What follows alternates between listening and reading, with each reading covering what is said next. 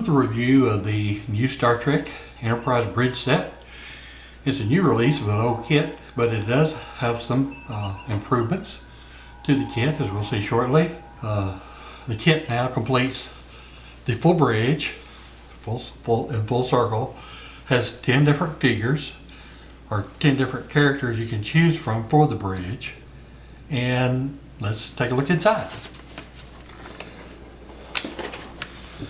Wow, opening the box we see lots of plastic. This bag, there's 4 bridge consoles and some base pieces.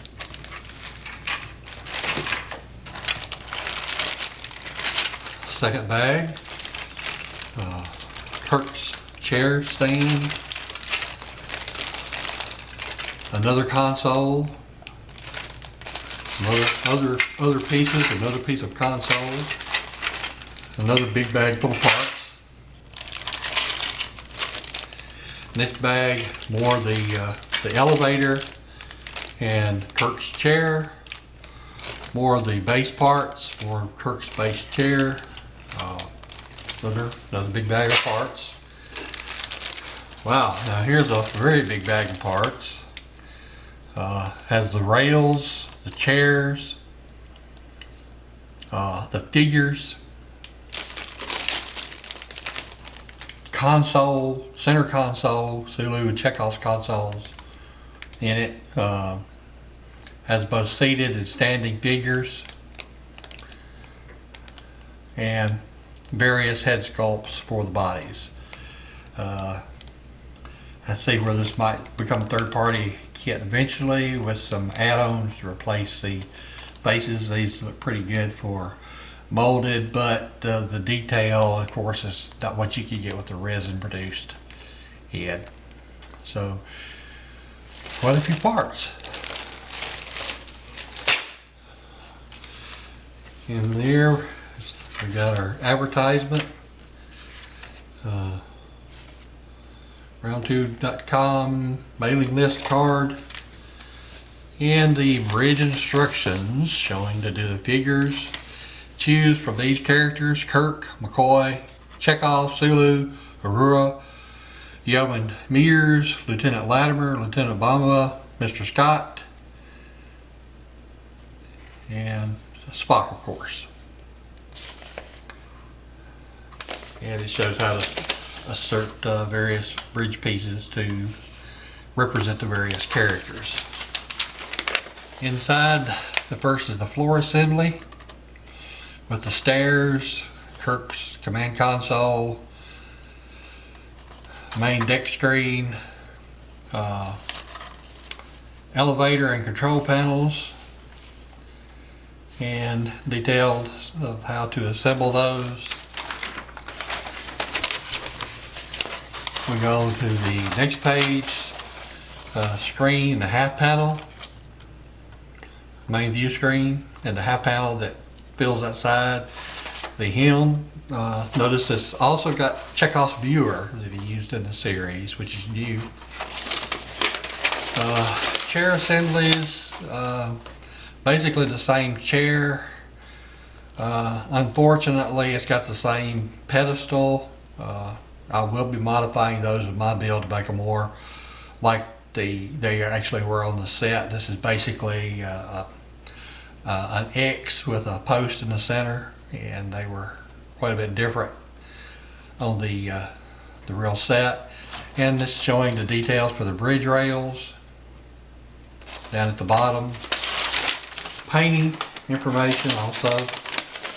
Then you actually get into the different stations. They got a defense station, it's a half screen, weapons stations, two screens on the one station, navigation, 2 screens on the one station, science, 2 screens on the one station, communications, 2 screens on the one station, the turbo lift alcove. Then we get to the engineering section, 1 screen, 1 large screen on the engineering, which is correct. And same for environmental. That was something else that was missing from the older kit. they were all the same, basically the same panels, so you didn't actually have the larger screens represented. They've also got the engineering substation to balance out the remainder of the kit, as well as a detailed explanation of captain's chair and him. And the forward screen and the side panels are all also detailed. So pretty detailed instructions. Quite a few parts actually, which is a good thing.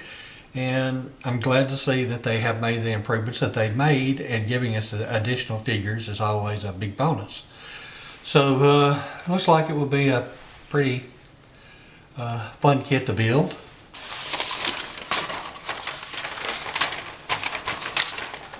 Now from the instruction sheet to the decal sheet.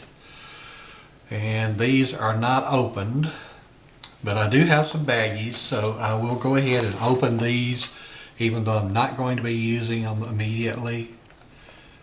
I do plan to build this kit shortly, but I do have a few others that are in process I've got to finish first.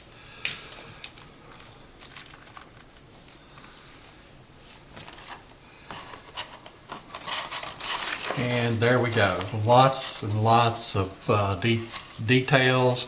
These were actually done by a guy on the internet that has a site that details all the workings of these screens.